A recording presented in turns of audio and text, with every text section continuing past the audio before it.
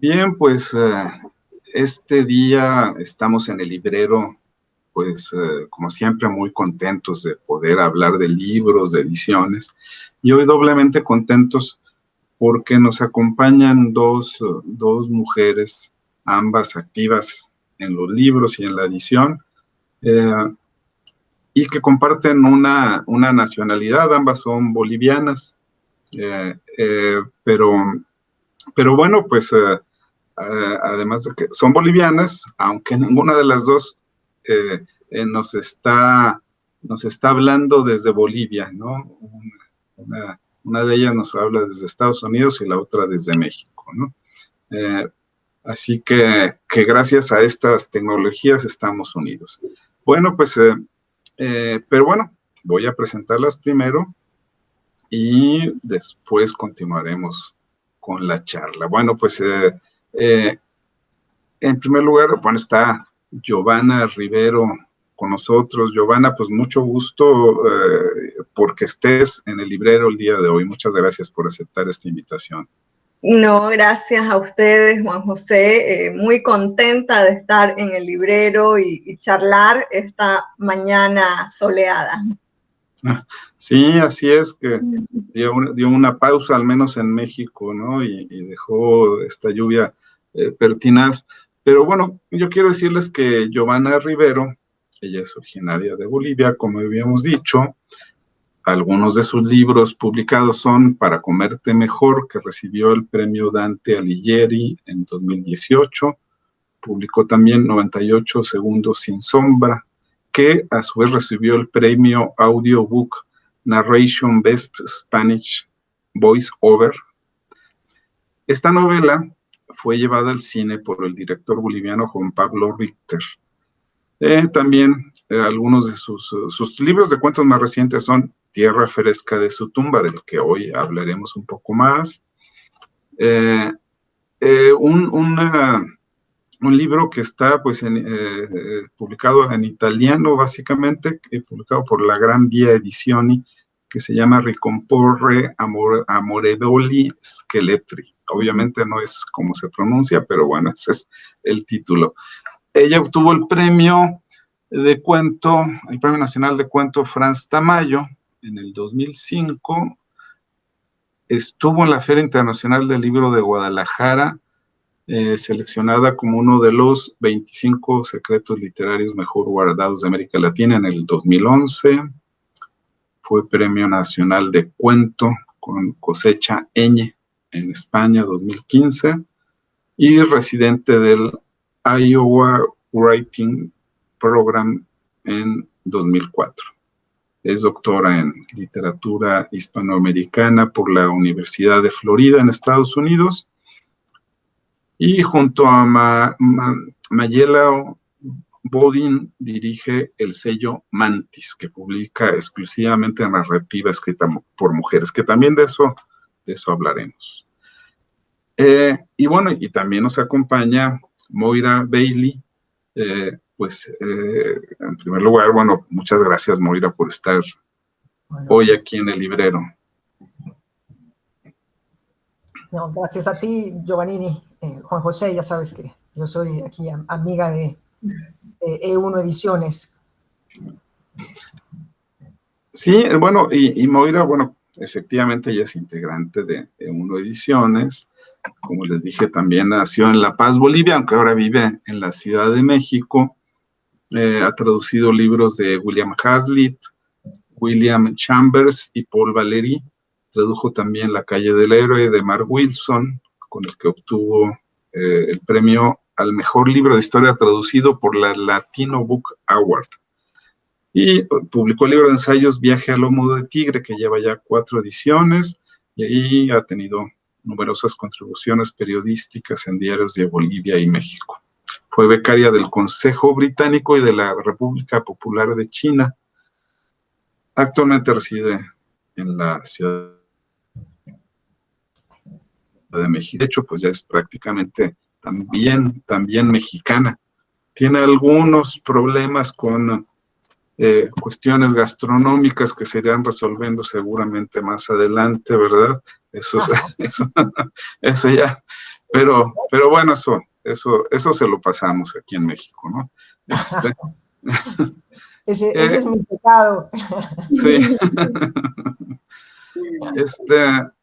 Pero bueno, a mí me gustaría que Moira comenzara a poner el tema en la mesa con Giovanna, porque, como les digo, hoy vamos a hablar de un libro de cuentos de Giovanna y de su labor como editora. Nos vamos a repartir en ambos temas. Y bueno, pues Moira, si quisieras, pues comenzar a poner la charla, estaría bien. Por supuesto, muy contenta de charlar aquí con Giovanna, que es una muy importante escritora boliviana, que como has dicho ya se la ha leído en muchas partes, etcétera, y que tiene muchos libros, pero ahora vamos a hablar especialmente de este que acaba de salir, que es un libro de cuentos, Tierra Fresca de su tumba, que me acaba de llegar hace poco y que lo he leído afanosamente y con mucha alegría, porque efectivamente tiene muchas cosas que comentar y muchas cosas que destacar. Es un libro de cuentos que aparentemente son de temas muy diversos, pero efectivamente hay una unión intrínseca entre ellos, que es una de las cosas más interesantes. Es de alguna manera, bueno, un libro completamente contemporáneo que tiene que ver con los asuntos que estamos viviendo ahora, pero también es un libro de algún modo sobre Bolivia, aunque la palabra Bolivia no sale mencionada muchas veces. Me parece realmente destacable la literatura de Bolivia hace algunas décadas era muy antropológica. Todos los escritores se sentían muy obligados a explicar el país, un país hermosísimo, pero sumamente complejo en su geografía, en su política, etcétera, y era una obligación explicar el país. Yo llegué a vivir a Bolivia después de haber crecido fuera y leía literatura y yo decía, aquí son todos antropólogos menos yo. Decía yo en mis primeros años en Bolivia, que fue... Y han pasado los años y ahora hay escritores brillantes, hay una camada de gente de estas décadas que es realmente buenísima. Y este libro es parte de, creo yo, de un intento por hablar de Bolivia, pero hablar de Bolivia en una manera más contemporánea y más como de lo que está pasando ahorita en el mundo en general. Entonces, los cuentos tienen que ver primero con grupos o comunidades, como ser el primero tiene que ver, pasa un tema en la comunidad de menonitas en Bolivia, que además la comunidad de menonitas vive en el oriente boliviano, de donde viene Giovanna, y hay una serie de cosas que suceden ahí, que después las vamos a comentar, la comunidad menonita. También hay otro que es de la comunidad japonesa, que también hay una gran comunidad japonesa en el oriente boliviano. Y hay otro muy importante que es de los indios, que sucede gran parte en Canadá, no sé si exactamente es una reserva, pero es con los indios metis, pero es de bolivianos que se han ido a esta comunidad por azares de la vida, y después hay otros dos cuentos que tienen que ver con bolivianos contemporáneos que viven en este tiempo en otros países y que vuelven a Bolivia y que tienen ese contacto. Entonces, por un lado, hay un interés de ver cómo funcionan las comunidades en su lógica y en su manera de ser, y cómo funcionan los individuos, ¿no? Y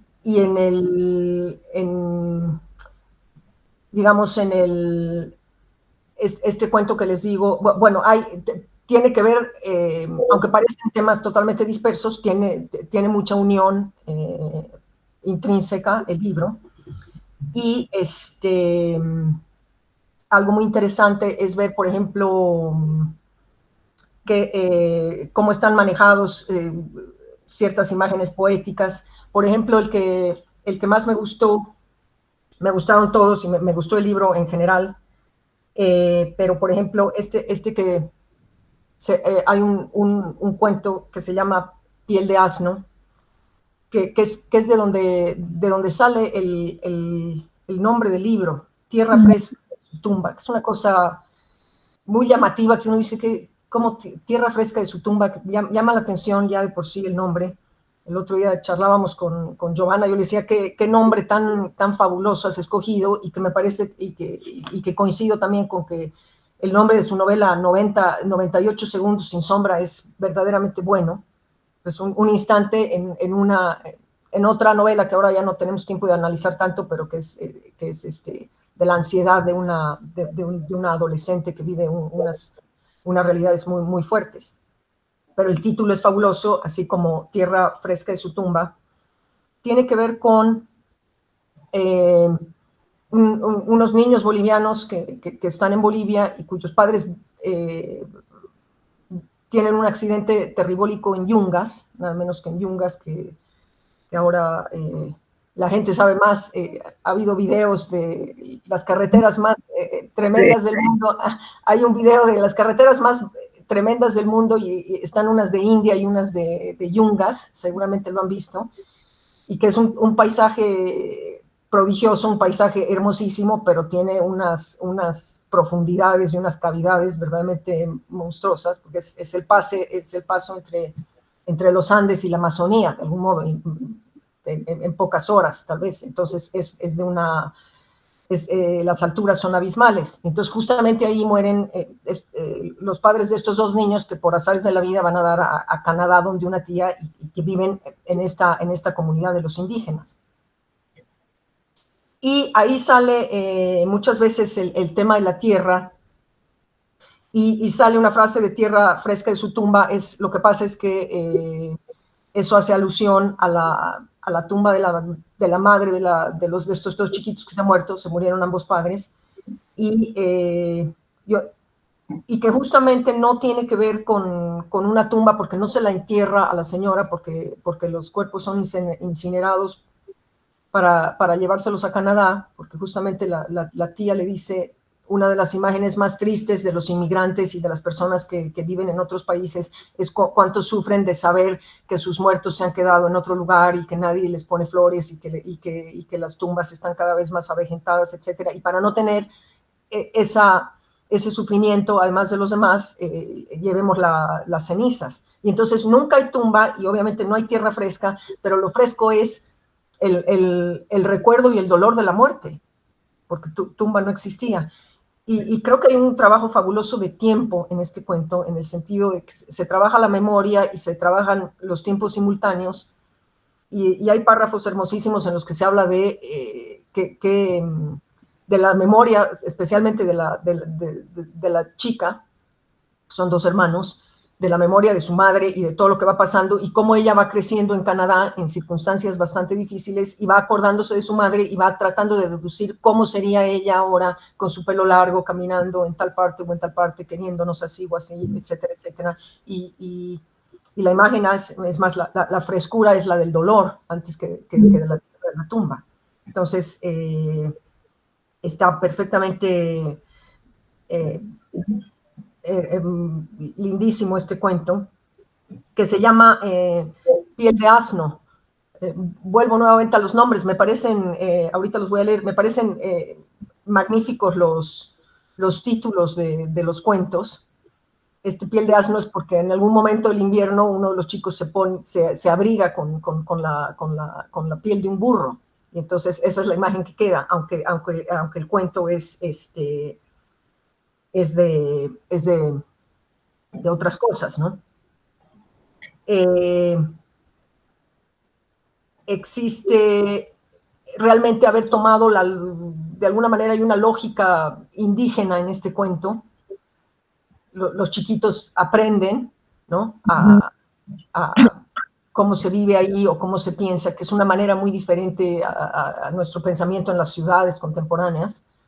En un momento dado, cuando hay la idea de fugarse de la casa de la tía, porque viven unas circunstancias muy difíciles en la casa de la tía, el hermano le dice a la hermana, nos fugamos mañana, y ella le dice, no estoy segura si la vamos a dejar, a la tía, no estoy segura si querer fugarme, etcétera, y le dice, voy a tomar la decisión, voy a cerrar los ojos varios segundos y voy a ver si la luna sigue clara o si las nubes la han oscurecido, y según eso voy a decir si me voy contigo o no. Entonces, sí. es una lógica verdaderamente diferente a la lógica con la que nos manejaríamos en este tiempo, o con digamos, los occidentales, si vale el término, tomamos una decisión de fugarnos o no, no tiene que ver con que si la luna se oscurece o no se oscurece. Entonces, esa es la incorporación de otro pensamiento. Me hizo recuerdo, hace poco vi un video de esta tremenda realidad de inmigración, porque como estamos hablando aquí de inmigración, de esta realidad del tren De la bestia. Del tren La Bestia, que es una realidad realmente tan difícil de entender. Y algunas personas contaban cómo era su vida, cómo lo habían pasado tan difícil en el tren. Y un hombre que tenía una bebé de pocos días decía, me he tenido que traer a mi bebé. ¿Por qué? Porque tomé la decisión, no sabía si dejarla con los parientes o traerla, y la decisión que él tomó era a ver si la chiquita se despertaba a las 5 de la mañana o no. Y según eso tomó la decisión de llevarla. Y entonces eso también efectivamente es una lógica indígena. Ellos son descendientes de mayas y su manera de pensar es diferente, ¿no? En nuestro contexto occidental, diríamos, no sé, esa decisión tiene que ver con quién se va a quedar, el aspecto económico, sus aspectos, pero si se despertó o no se despertó a las 5 de la mañana, pero esa es otra lógica, y metida con estas lógicas tan tremendas de la economía y la inmigración y todo este sufrimiento que estamos viendo de toda esta masa de gente que sale de Centroamérica y de México para Estados Unidos. Entonces creo que ese es un valor muy importante del libro, haber realmente rescatado este tipo de lógicas. También lo hace con el cuento de los menonitas, y ¿no? Que a veces pasan cosas tremendas en la comunidad de menonitas, como igual pasan cosas tremendas en la comunidad de los indios canadienses, ¿no? A veces tenemos la idea de que todos viven de una manera paradisiaca en una comunidad donde todos tienen que comer, etcétera, pero efectivamente no es así. También pasan cosas monstruosas. Entonces está todo esto mezclado porque hay efectivamente una dimensión política en los cuentos. Y hay un ritmo que se mantiene todo el tiempo en el sentido de la angustia. Es como es la carretera de yungas permanente, ¿no? Caminando al borde y que no te caes, es una adrenalina bárbara, de manera que eso es lo que creo que es de las partes más interesantes del libro.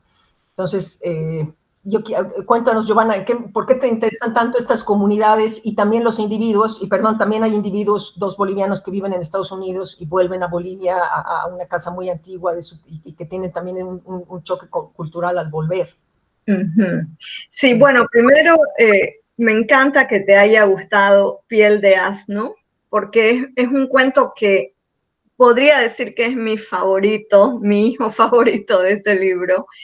Lo trabajé muchísimo, me informé muchísimo, vi un montón de reportajes, documentales sobre los metis, que constituyen un mestizaje muy complejo en Canadá, debido a que son una de los primeros grupos que defiende esta situación de ser nación dentro de Canadá, ¿no? Y para poder obtener más derechos civiles.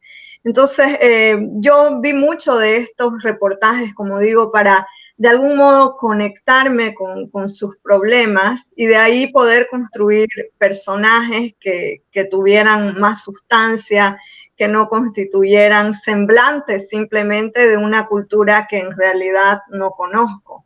Me ayudó el haberme mudado a Ítaca estuve viviendo ahí un par de años, entonces pude ir algunas veces a Canadá manejando con mi marido por tierra y ver más de cerca los paisajes que no son muy diferentes a la parte extrema norte de Estados Unidos, ¿no? Son una misma topografía porque las fronteras al final son artificiales.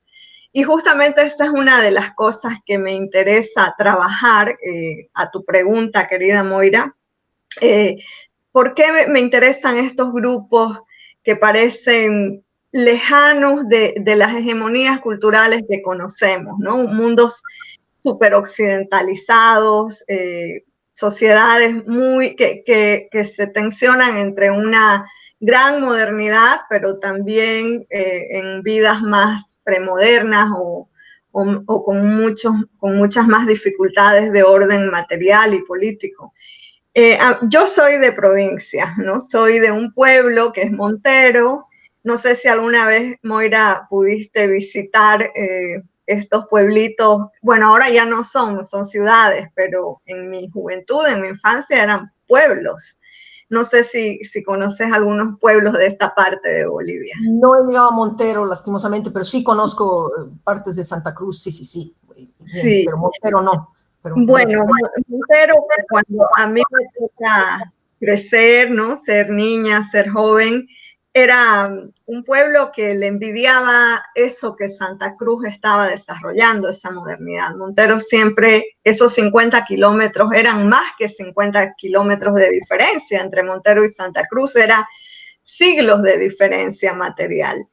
Y entonces a mí me marca mucho lo que tiene que ver con esta vida descentrada de lo hegemónico del poder, ¿no? Me conmueven los personajes, las jóvenes, las mujeres que viven ahí, que viven con un mundo paralelo. Entonces, de algún modo, en Tierra Fresca de su tumba, busqué crear estas otras realidades que son bastante en la onda de la teoría de la relatividad, porque son realidades que ocurren en pleno siglo XXI mientras la línea del progreso sigue como loca, ¿no? Yéndose al abismo de los yungas que también describías.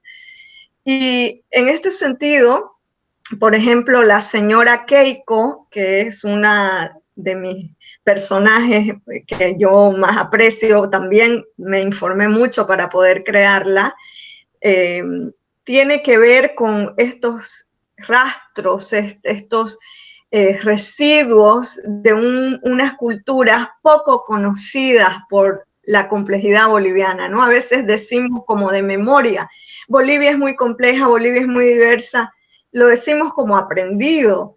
Entonces, yo quería sentir eso, qué significa ser complejo y diverso y especificarlo en un personaje, que no fuera esa boliviana, ese boliviano que constituye como la tarjetita turística o la idea de Wikipedia que un lector extranjero pudiera tener, digamos, ¿no? Porque creo que una de las cosas que está despertando este libro en lectores que no son bolivianos es este asombro de decir, vaya, en Bolivia también hay una colonia menonita y hay una colonia japonesa y hay un mundo que se define por otras cosas que no son tan visibles. Entonces, más o menos por ahí iba este deseo narrativo. Justamente eso era lo que estaba yo pensando tanto cuando, ahora que Moira estuvo describiendo tu libro, como ahorita que lo estás comentando, ¿no? Pues sí, tus cuentos son una forma de ver esas interrelaciones que ahora mundiales, actuales, ¿no? Es decir, el mundo está en Bolivia, Bolivia está en el mundo, ¿no? No sé, un lector puede asombrarse de, como tú lo dices, pero quizá por falta de atención hacia, en este caso, el país Bolivia, ¿no? Pero si nos referimos a Paraguay o a México o a Perú, vamos a encontrar esas ramificaciones, ¿no? Esas ramificaciones que llegan a Canadá también, ¿no? En fin, esos personajes pueden estar en todos los países. Así es. Sí, claro, y en realidad lo que estás diciendo nos conecta que al final yo pienso que una literatura que a mí me interesa leer es aquella que me muestra al sujeto humano y lo demás es un cruce de circunstancias, ¿no? Ser boliviano o ser mexicano o haber emigrado. Por eso también me gusta que los personajes emigren de sus lugares, porque es cuando entonces su conflicto narrativo diluye esas fronteras que, como decía hace un rato, son totalmente artificiales. Exacto, entonces, pero y efectivamente hay un interés por la migración y por el movimiento en ti, como que también te has estado moviendo. Pero también hay mucho tema contemporáneo. Por ejemplo, en uno de los cuentos hay una tía, sale varias veces el tema de la tía. Fue interesante que hace poco estuve en un evento de la literatura mundial y salió la abuela miles de veces en la charla, en el análisis. En los cuentos que escribíamos, y etcétera, etcétera. Y aquí la presencia de la tía sale varias veces. Hay una tía que es terapeuta, entonces explica lo que es la terapia, y en estos tiempos todo el mundo va a la terapia y qué significa exprimirse para sacarse los problemas, etcétera. Ahí está el tema de la terapia, está el tema de una cosa dura, una violación entre los menonitas o algo parecido, que es un tema contemporáneo de estos grupos, que a veces de estos grupos religiosos, etcétera. Y está en una dimensión política que no se la menciona tal cual, pero efectivamente estamos hablando de la diferencia de economías. Hay un par de personas que tienen un hombre que tiene una enfermedad muy grave en Estados Unidos y va a estos institutos donde a uno le hacen toda clase de experimentos, y él, como ya tiene una enfermedad terminal, se ofrece prácticamente a esto, y que obviamente esto tiene que ver con el desarrollo tecnológico o científico de ciertos países sobre otros, ¿no? Y que uno que cree que se va a un país más avanzado y dice, aquí te van a curar, no siempre te curan, pasan cosas terribles. Entonces está hablando de muchísimas cosas adentro de sus anécdotas, de manera que está las problemáticas que vemos en los periódicos estos días están en los cuentos, y también está la historia de los japoneses, de los menonitas, etcétera, en este cuento de Hermano Siervo. El que estoy hablando justamente se llama Hermano Siervo, y es una cosa, es una imagen poética muy triste, pero muy bella. Finalmente se muere el señor, se queda la esposa, y justamente en el invierno en Estados Unidos se había muerto un ciervo ahí cerca, no sé si en el jardín o en el bosque cercano, y está como transferida la muerte de él o transferida o comparada con que justamente se muere una sierva, en verdad, pero se llama Hermano Siervo. Hay unas conexiones poéticas muy hermosas, al igual que en La piel de asno. Sí, bueno, aquí hay a mí también una cosa que me llama mucho son estas transferencias que decís, que podríamos decir tal vez que son dos tipos de transferencia, ¿no? Por un lado, esta aleación, este trasvase entre ser humano y ser un animal.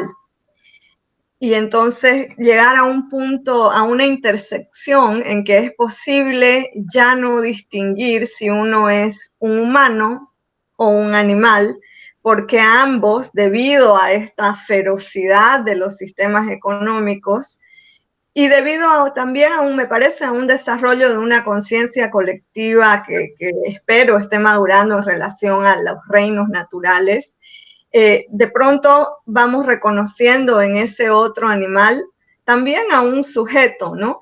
Y en este cuento que mencionás, Moira, de Hermano Siervo, también, por un lado, yo quería que el protagonista, este hombre que ofrenda, como decís, su cuerpo para que la ciencia haga lo que le dé la gana en ese cuerpo, que además es el cuerpo de un latinoamericano, y no de un estadounidense. Es decir, es un cuerpo más desprotegido en términos políticos en este país, ¿no?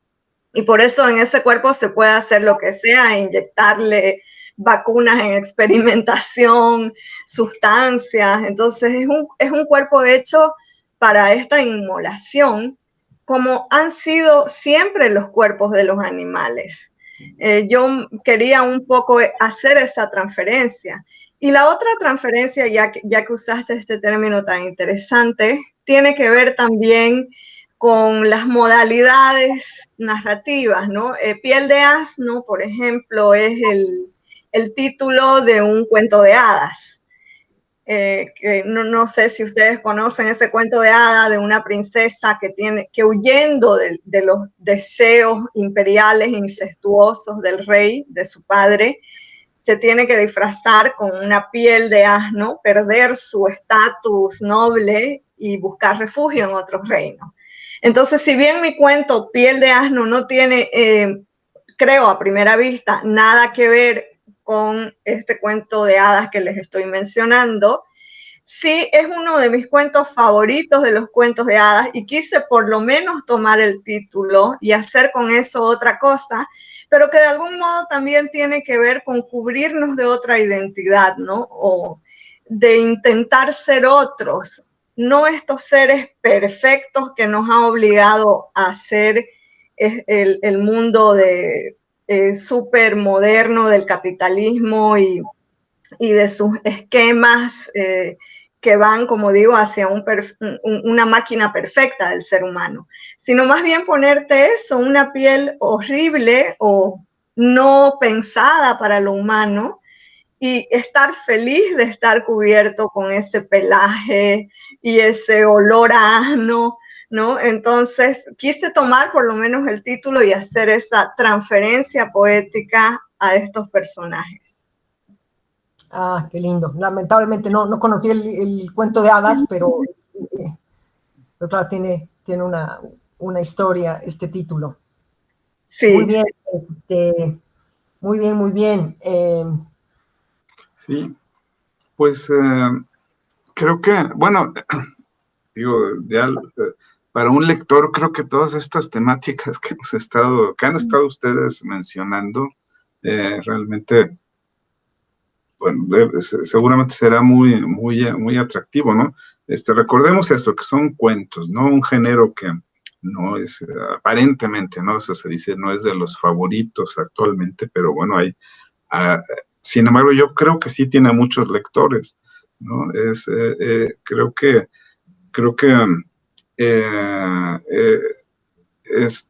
no sé, hace muchos años empezó ese supuesto abandono al género del cuento, ¿no? Pero pues las cosas cambian. Yo en este momento creo que hay mucha gente que busca los cuentos, ¿no? También las novelas, pues, como siempre, pero los cuentos también.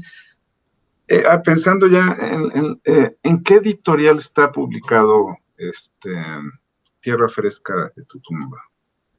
Bueno, la primera edición salió hace unos meses con Editorial Marciana en Argentina, se distribuye allá, y al año va a salir con Candaya, que es una editorial española que va a tener además la facultad de distribuir a otros países, ¿no? En idioma español.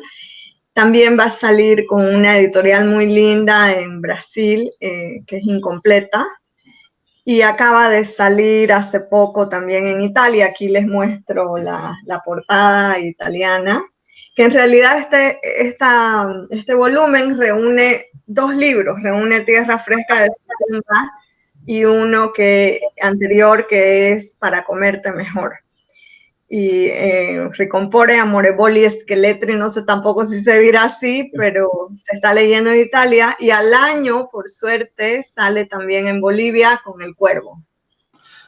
Bueno, curioso, bueno, no curioso, sino me dice algo, pues, de tu temática, en fin, que por un lado acabas de citar Piel de asno, como ese cuento, y nos recuerdas un cuento de hadas, ¿no? Y ahora citas Para comerte mejor, que es el cuento la frase total infantil, de... Lucita Roja. Sí, Entonces, ¿hay alguna razón? ¿Te interesan esos cuentos clásicos infantiles? O es, digamos, o en este momento fue algo casual? Bueno, yo tiendo a trabajar mi escritura con mucho vínculo a las primeras lecturas que a mí me salvaron, como siempre digo, de la lenta muerte del aburrimiento, ¿no? Porque como les contaba, mi pueblo, que ahora es ciudad, Montero, en su momento no tenía librerías o una biblioteca municipal, por ejemplo, que tuviera más una oferta de libros más rica. Y entonces yo, que tenía una sed enorme de ficción, me tenía que alimentar esta hambre de ficción con lo que había a mi alrededor. Y lo que había a mi alrededor era una revistería donde, supongo que en México todavía hay mucho de eso, donde canjeabas, ¿no?, revistas y libros y novelas de pistoleros. Y entonces mi abuelo, que era un gran lector, con él yo iba y canjeaba. Y claro, lo que él consideraba que yo debía leer era cuentos de hadas. Pero además de los cuentos de hadas, yo me leía todo lo que él canjeaba, las novelas de pistolero, ¿no? Todo, hasta Playboy llegué a leer porque era mucho mi deseo de ficción. De modo que a la hora de escribir es un impulso, una pulsión ya que no puedo contener, regresar a esas lecturas que una gran parte del aparato crítico llama lecturas menores, ¿no?, como la propia ciencia ficción, y que yo cada vez llego a la conclusión de que no son nada menores, simplemente tienen otras modalidades y otros códigos estéticos, narrativos, otra estetización del mundo, pero no son menores. Si consiguen salvar a un ser humano del aburrimiento, como sucedió conmigo, ¿cómo puede ser algo menor, verdad? Entonces, por eso es que en estos títulos o en estas transferencias, como dijimos con Moira, no hay para mí un artificio efectista. No quiero sorprender a la lectora, al lector con, oh, esto es un cuento de hadas, sino nace de una semilla muy natural. Es interesante porque hace poco diste un curso de literatura infantil en línea. Era de escrituras de cuentos de hadas. Y de hecho, de mis talleristas surgieron muchos cuentos muy siniestros, ¿no? No aptos para niñas o niños muy pequeños, porque son de esas reescrituras, surgieron historias muy dolorosas, muy terribles. Entonces, porque la reescritura tiene esa capacidad, realmente es una capacidad maravillosa de transformación. Y sí, no fue infantil, sino más bien siniestro. unas reescrituras, debió haberse llamado Taller de Reescrituras Siniestras. Pero interesante sacar del tema de cuento infantil y que la gente se interese. Yo hubiera entrado, pero a veces ya el tema del tiempo en nuestra vida no da, pero me pareció muy interesante que un curso en línea de cuento infantil y que salgan estas cosas. De hecho, en los cuentos infantiles a veces pasan unas crueldades tremendas. No, sin duda, ¿no? Que yo misma digo, cuando yo leía que las hermanas de Blancanieves se tuvieron que cortar, de Cenicienta, se tuvieron que cortar los dedos gordos del pie para que su pie quepa en una zapatilla horrorosa de cristal. Digo, pero qué horror, ¿cómo leíamos eso? Como si fuera, ¿no? Peinarse. Exacto. Sí, y ocurren hechos también a veces singulares, como un compañero de hace muchos años que, hablando pues de los inicios de la lectura, compartiendo eso en un grupo, él decía que él había iniciado en la lectura leyendo a Horacio Quiroga, pero que lo había empezó a leer los cuentos de la selva de niño, pensando que eran libros, que eran cuentos infantiles. Claro. Y entonces, cuando encontró el almohadón de plumas y la gallina degollada, pues tuvo una sensación así muy fuerte para él, ¿no? Fíjate que lo comprendo totalmente porque yo creo mucho en el accidente artístico como el portal más promisorio para hacer tus propios descubrimientos. A mí me pasó algo similar porque mi abuelo, con el que iba a la revista de canje que les contaba, yo creo que él no tenía ni idea quién era Juan Rulfo, ¿no? Entonces, cuando vio este formato pequeño, esta edición que decía Ya no llamas, él pensó, me imagino yo, que era un western de los muchos que él leía. Y es así como yo llego a Juan Rulfo, a través de este accidente de mi abuelo, ¿no? Que para mí es un segundo accidente. Entonces creo que esos equívocos te pueden hacer del descubrimiento algo mucho más luminoso, inclusive, donde no está la categoría editorial o crítica diciéndote esto es un libro de tal especie, ¿no? Sino que llegas salvajemente a esa lectura. Exacto. Oye, qué bonita anécdota esa, ¿eh? Sí, qué bien, qué afortunada, ¿no? De tu abuelo, hermosísimo. Sí, sí, la verdad. Porque esas fortunas son las que uno a veces, por ejemplo, uno envidia a quien se va a encontrar por primera vez con ciertos libros, ¿no? O con ciertas sorpresas literarias, ¿verdad? Uno envidia a quien, por ejemplo, va a leer sin conocerlo, va a leer por primera vez, no sé, a Borges y lo va a descubrir, ¿no? Ciertos cuentos, dice, pues es que el placer de la primera lectura de esos cuentos, pues uno lo conserva en la memoria, ¿no? Y claro, es una envidia feliz como cuando ves a alguien que está muy enamorado y vos decís, vos sabés lo que eso significa, ¿no? Exacto. Sí, es muy lindo eso. Exacto. Oye, pero qué bien que tu libro pues esté tan distribuido en varios países, eso es muy importante, ¿no? Y no sé si también estas editoriales también ensayaron la vía del libro electrónico. No, para este libro no todavía, pero bueno, quién sabe luego, ahora que todo se está virtualizando con tanto énfasis, probablemente al año, ¿no? Ya veremos. Sí. Mira, pues yo digo que ojalá que sí, porque de esa manera, pues, más lectores podrán claro, acceder a él, ¿no? Y pero bueno, ahora que se publica en España, quizás sea más posible que encontremos ejemplares en México. Sí, de todas maneras, a mí me gustaría que nos dijeras cómo quienes nos escuchan pueden saber de ti, ¿no? Estás en tus redes sociales, tienes alguna página, ¿de qué manera podrían, digamos, quienes van a estar ahora interesados en conocerte un poco más, ¿no? Sí, bueno, yo tengo una página web que a través de, la creé sobre todo para difundir los talleres que hago, ¿no? Porque en este momento los talleres son mi principal fuente de trabajo y me entrego alma, vida y corazón a diseñarlos, a trabajar con los talleristas. Entonces me creé una página web que es mi nombre y mi apellido, es de WordPress, giovanasrivero.com, y la plataforma es WordPress. Esa es una de las maneras más efectivas.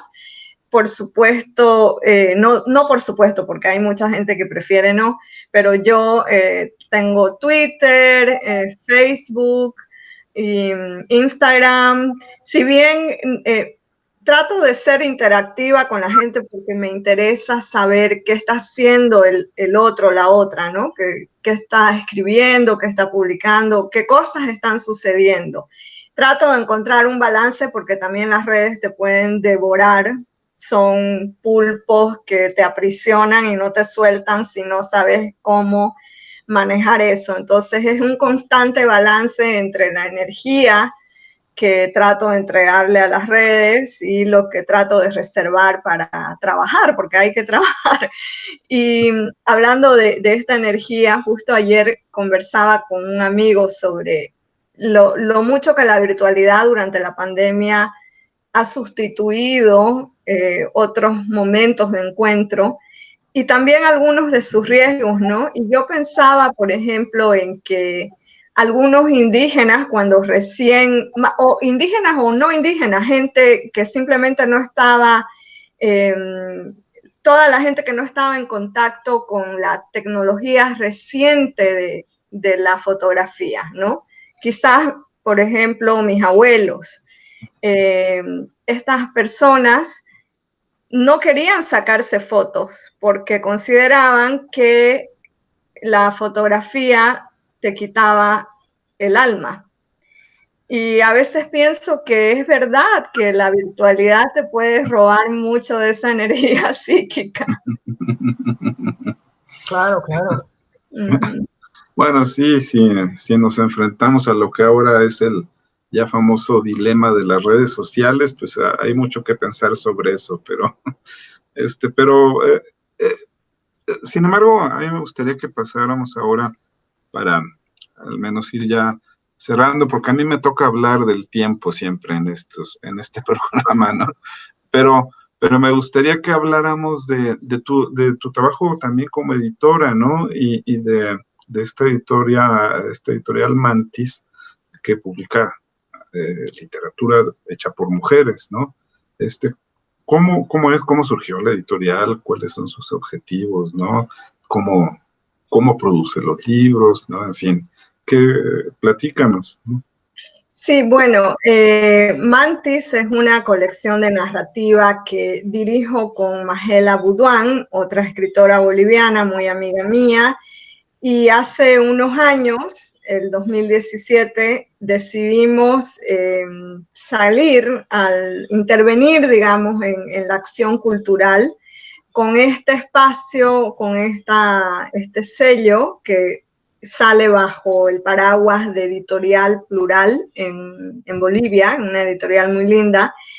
Y lo que hacemos es publicar exclusivamente el trabajo de escritoras mujeres, ¿no? de narradoras. Por ahora el género con el que trabajamos es la narrativa.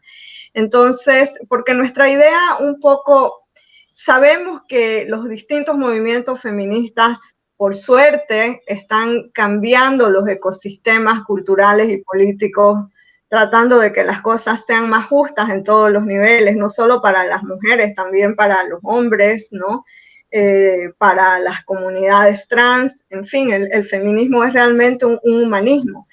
Sin embargo, a pesar de estos cambios tan importantes, lo que hemos observado es que muchos catálogos, sobre todo en los grandes sellos así muy globales editoriales, si bien publican a muchas escritoras mujeres, estos nombres a veces tienden a repetirse o son escritoras que desde el punto de vista, no porque ellas lo busquen así, sino que desde el punto de vista editorial, representan ciertos valores que el mercado quiere seguir replicando, ¿no? Y entonces, para otras mujeres de otras clases sociales, de otras estéticas narrativas que se salen del lenguaje de siempre, es más difícil integrar estos catálogos. Se vuelve se reproduce de nuevo una exclusión. Entonces, nosotras quisimos crear este sello tratando de prestar atención a voces que no siempre están incluidas en los catálogos, ¿no? Tenemos, por ejemplo, les voy a mostrar aquí, este es un libro de Natalia Chávez, una escritora boliviana. Este lo publicamos el año pasado. Salmuera, que es un conjunto de cuentos, es el primer libro publicado de esta escritora, y nos interesaba que fuera Mantis quien le diera este respaldo a una escritora joven, talentosa, y que tiene muchísimo para dar, ¿no? En el futuro también. Aquí les muestro Carne de mi carne, que es un libro que también liberamos, lo pusimos en las redes cuando empezó toda la etapa de confinamientos y que reúne escrituras de muchas autoras latinoamericanas. Este fue un homenaje a Frankenstein el año 2018 cuando se cumplieron 200 años, 200 creo era así, del nacimiento de Frankenstein, ¿no? Entonces quisimos reproducir como esa sutura del monstruo, de formarlo con diferentes partes humanas. Pues nosotros quisimos formar al monstruo, a nuestro monstruo, con distintas escrituras. Entonces le pedimos a una escritora que, inspirada, por ejemplo, en el corazón o el hemisferio cerebral izquierdo, o en el ojo derecho, o en el hígado, escribieran un cuento para que pudiéramos costurar al monstruo. Fue una performance literaria que nos salió muy linda, estamos muy orgullosas de este libro. Tenemos también este otro que salió el mismo año, La mujer que escribió Frankenstein, es un librazo de Esther Cross. Publicamos a Piedad Bonet, Lo que no tiene nombre. Tenemos a Alejandra Costamagna, un libro de cuentos preciosísimo. No soñarás flores, de Fernanda Trías.